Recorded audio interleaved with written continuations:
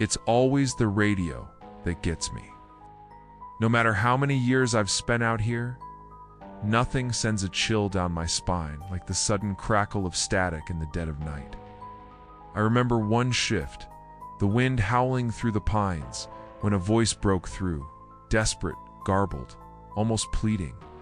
I couldn't make out the words, just the raw panic.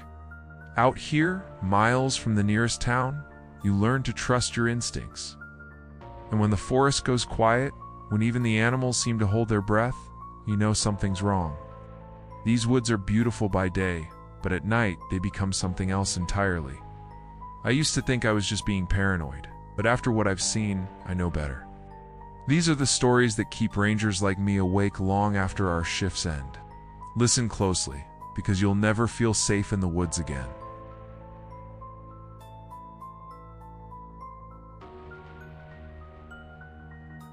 I'd been a ranger for over a decade, and I thought I'd seen it all. Lost hikers, bear encounters, even the occasional illegal grow operation.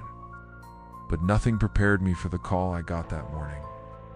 Dispatch said a family hadn't checked out from their remote campsite, and their car was still parked at the trailhead. It sounded routine enough. People lose track of time out here, get caught up in the beauty, forget to check their phones. Still, something about the way the dispatcher's voice trembled made me uneasy. The hike out was longer than I remembered, the trail winding through dense stands of fir and aspen. The air was thick with the scent of moss and wet earth, and every step sent a crunch of leaves echoing through the silence. I tried to shake off the feeling that I was being watched, but the forest was unusually quiet. No bird song, no distant chatter of squirrels. Just the wind sighing through the branches and the steady thud of my boots. When I reached the campsite, the first thing I noticed was how untouched everything looked. The tent was still pitched, the campfire cold, but neatly ringed with stones. A cooler sat unopened beside a folding chair, and a faded red blanket was draped over a log. It was as if the family had just stepped away for a moment, but there was no sign of them. No laughter, no voices, not even a stray footprint in the mud. I called out, my voice sounding small and uncertain in the vastness of the trees. "Hello, park ranger? Is anyone here?" Only the wind answered, rustling the leaves overhead. I circled the site, looking for clues. That's when I saw the footprints. 3 sets, 2 large and 1 small, leading away from the tent and into the woods. I followed them, heart pounding, every sense on high alert. The tracks wound deeper into the forest, weaving between mossy boulders and fallen logs. I kept glancing over my shoulder, half expecting to see someone, or something, watching from the shadows. After about 50 yards, the footprints just stopped. No scuff marks, no sign of a struggle, nothing. It was as if the family had simply vanished into thin air. I stood there, trying to make sense of it, when something caught my eye, a splash of color against the green. It was a child's toy, a little plastic dinosaur, lying in the middle of a clearing. I picked it up, turning it over in my hands. It was warm, as if someone had just dropped it. My skin prickled with goosebumps. I radioed back to base, my voice barely steady. I found the campsite. No sign of the family. I'm going to keep looking. Static crackled in response, then silence. I felt utterly alone. I searched for hours, calling their names, checking every game trail and thicket. I found their backpacks neatly stacked beside a tree, their shoes lined up as if ready for the next day's hike. But no people, no blood, no signs of a struggle, just an eerie, unnatural stillness that pressed in on me from all sides. As dusk settled, painting the forest in deep blues and purples, I started to head back.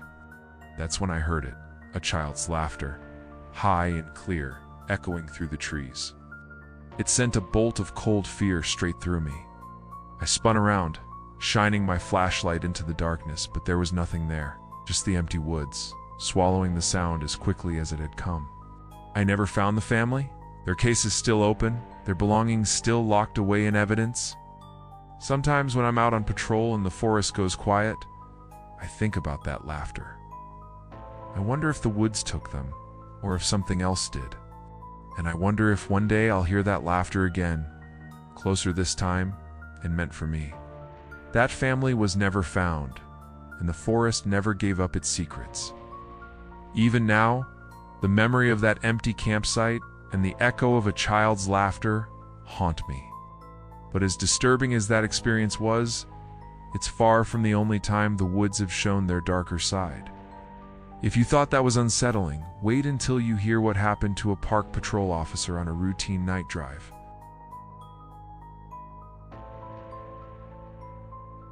My name's Smith, and I started working park patrol the summer after I turned 21. I thought it would be easy, just driving the back roads, checking trailheads, making sure campers followed the rules. Most nights were quiet, just me, the radio, and the endless stretch of pine trees. But there was one night I'll never forget, and it changed the way I look at the forest forever. It was late September, the kind of night where the moon docent T bothers showing up, and the darkness feels thick enough to choke you. I was driving the old service road, headlights barely cutting through the mist that clung to the ground. The pines pressed in on both sides, their branches scraping the roof of my truck like bony fingers. I kept the windows up, but I could still smell the sharp temps of sap and the cold, earthy scent of the forest floor. I was about halfway through my shift when I saw it, a flicker of light deep in the trees, way off the main road. At first I thought it was just a reflection, maybe someone's campfire or a flashlight. But it didn't move like a normal light. It pulsed, almost like it was breathing. I radioed in, but all I got was static. I hesitated, remembering the stories the older rangers told about people getting lost out here, about things best left alone. But curiosity got the better of me. I parked the truck and grabbed my flashlight, stepping out into the cold. The silence was absolute, broken only by the crunch of pine needles under my boots. Every step felt heavier, like the forest was trying to hold me back. As I moved closer to the light, I started to hear something soft at first, then growing louder. It was chanting, low and rhythmic, in a language I didn't recognize. My heart hammered in my chest. I wanted to turn back, but something kept pulling me forward. The light grew brighter, and I could make out shapes moving between the trees. I crouched behind a fallen log, trying to stay hidden. That's when I saw them, a group of people, maybe half a dozen, standing in a rough circle around a fire. They wore dark robes, their faces hidden by masks carved from wood and bone. The chanting rose and fell, echoing through the pines. I felt a cold sweat break out across my skin. Suddenly, one of them turned as if sensing me. The mask was painted with a twisted, grinning face, and the eyes behind it were impossibly dark. I froze, barely daring to breathe. The chanting stopped. The others turned too, their heads snapping in my direction. For a moment, the only sound was the crackle of the fire and my own heartbeat pounding in my ears. Then, without warning, they started moving toward me. Slow at first, then faster, their footsteps muffled by the thick carpet of needles. I stumbled back, tripping over roots and rocks, my flashlight beam jerking wildly. I could hear them behind me, their breathing ragged, the masks grinning in the darkness. I ran, branches whipping at my face, the forest closing in around me. I burst out onto the service road, gasping for air, and dove into my truck. I locked the doors, hands shaking so badly I could barely get the key in the ignition. As I sped away, I glanced in the rearview mirror. For a split second, I saw one of the masked figures standing at the edge of the trees, watching me, the firelight flickering in those empty eyes. I never told anyone what I saw that night.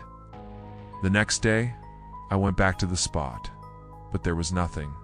No fire, no footprints. Just the endless pines and the silence.